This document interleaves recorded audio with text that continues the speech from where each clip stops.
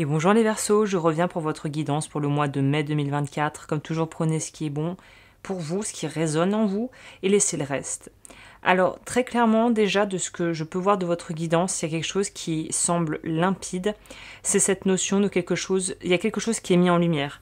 Je ne sais pas si c'est quelqu'un qui va vous révéler un secret, si vous allez vider votre sac et expliquer quelque chose à quelqu'un que vous n'arriviez pas à pouvoir dire, à verbaliser. Peut-être que vous allez faire des rêves qui vont répondre à vos questions. Votre subconscient va énormément, le subconscient et l'inconscient vont énormément travailler en mai.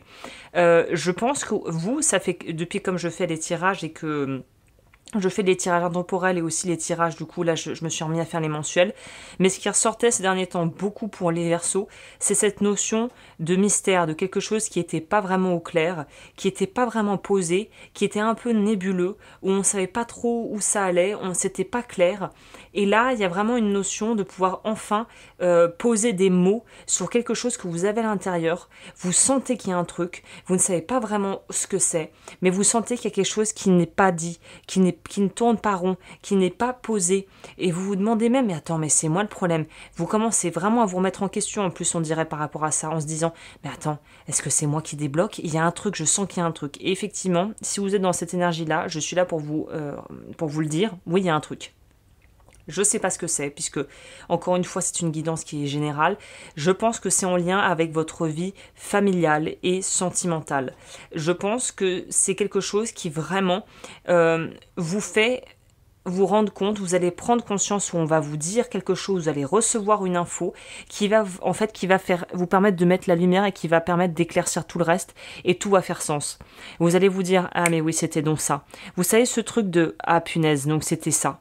Et ben voilà, il y a cette énergie-là de ah punaise, c'était ça. Je sentais qu'il y avait quelque chose. Je me demandais si c'est moi qui débloquais, si c'est moi qui avais un souci. Et en fait, je réalise que non. Effectivement, il y a quelque chose qui tourne pas très rond.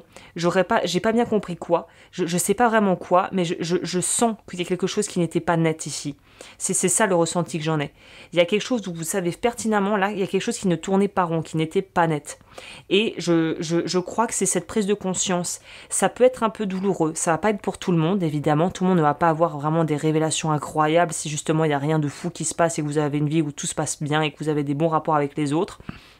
Mais pour les personnes où vous sentiez qu'il y a quelque chose, votre partenaire ne vous dit pas tout. Encore une fois, on ne part pas dans l'extrapolation. Je ne dis pas que vous allez apprendre que vous avez été trompé, qu'on va essayer de vous flouser. Non, c'est pas du tout ça. Mais en tout cas, je pense que c'est plutôt au niveau des envies et des besoins.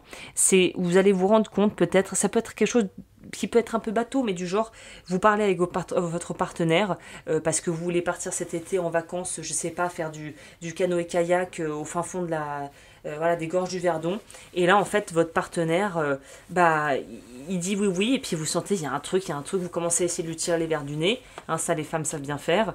Et puis, en fait, votre partenaire vous dit, mais en fait, tu sais, j'ai horreur du canoë-kayak. Et franchement, aller me taper des gorges du Verdon pour descendre, pour ramer pendant une semaine à me faire les gorges du Verdon et à faire les bleds aux alentours, moi ça me fait pas du tout rêver. J'ai eu beaucoup de travail cette année, là j'aimerais bien des petites vacances pépères au soleil près de la mer à avoir rien à prévoir, rien à foutre. Et là, vous pourriez être choqué parce que peut-être que vous faites chaque année vos gorges du Verdon, que votre partenaire a jamais rien dit et que là, vous vous rendez compte, oh punaise, il a pris ou elle a pris sur elle depuis des mois ou même des années, alors qu'en fait, ça lui plaisait pas du tout ce plan-là. Et c'est ce sentiment de, ah mince, et du coup, de pouvoir en fait repartir et réaménager vos plans, mais de façon très harmonieuse et pour tout le monde en fait. Donc c'est peut-être un mal pour un bien finalement. C'est peut-être des choses où sur le coup, vous êtes un peu atterré et affligé en vous disant, oh mon Dieu. Mais au final, à la sortie, ça va être libérateur. Parce que là où il y avait un blocage et là où il y avait un peu cette espèce de gros malaise qui s'installe et on ne sait pas trop pourquoi et c'est malaisant et ça tourne et c'est pas simple et on comprend pas ce qui se passe et on n'arrive pas à trouver un juste milieu, c'est compliqué, et ben voilà. Là vous allez peut-être avoir finalement réponse à vos questions par rapport à des choses dont vous vous doutiez, mais peut-être vous ne savez pas la propension, la place que ça avait pris ou ça avait pris dans la vie du partenaire. Donc là voilà, ça pourrait être des choses de cet ordre où ouf, finalement on peut débloquer les choses parce qu'on communique clairement, parce qu'on arrive à finalement pouvoir entendre aussi les frustrations et finalement les demandes aussi peut-être ou les déceptions de la personne ou des personnes qui vous entourent plutôt dans le cercle familial et relationnel proche. Donc là, ça peut être un truc un peu sur le coup qui... Ah, ça en met un petit coup et après on se rend compte, mais en fait c'est tout à fait possible de se libérer de ça. Et puis en plus si ça nous rend tous les deux plus heureux ou que ça rend voilà, les gens impliqués plus heureux, bah finalement heureusement qu'on en a parlé quoi. Heureusement qu'on a mis les pieds dans le plat et qu'on en a enfin parlé. Donc je pense qu'au niveau de votre vie relationnelle ça va être un gros soulagement. Le mois de mai va avoir un effet très apaisant on va dire. Alors c'est très intéressant parce qu'au niveau de votre vie matérielle et professionnelle, ça rejoint tout à fait ce qu'on disait sur les relations plus ou moins proches que vous avez autour de vous. C'est-à-dire que là, on dirait qu'on est dans un contexte où ce que vous vivez en interne au niveau personnel va en fait se réimpacter, se répercuter sur ce que vous vivez sur le plan professionnel. Vous allez peut-être être dans des espèces d'effets miroirs où en fait ce que vous avez à gérer en interne, vous allez vous rendre compte que ça va se répercuter aussi dans votre sphère professionnelle et vous allez devoir gérer plus ou moins la même chose. Donc ça peut être finalement une chance parce que ça va être facilité finalement. Si vous arrivez à gérer le problème déjà au niveau personnel, au niveau de vos relations plus intimes, forcément qu'au niveau pro, je pense que ça sera beaucoup plus facile de laisser décanter et de pouvoir prendre du recul par rapport à la situation puisque vous êtes déjà dedans en fait.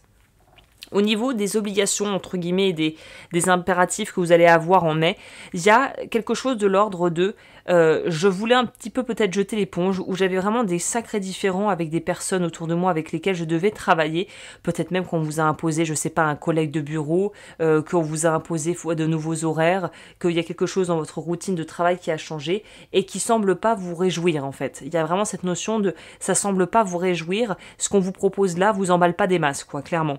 Mais ce qui est aussi bien dans ce tirage, c'est que finalement, vous allez finir par y trouver votre compte. C'est-à-dire que ce qui de prime abord était pas très réjouissant, ne vous mettez pas en joie et ou peut-être vous avez même eu l'impression que c'était presque motif à claquer la porte ou à vouloir vraiment dire à tout le monde d'aller se faire voir et envoyer tout valdinguer.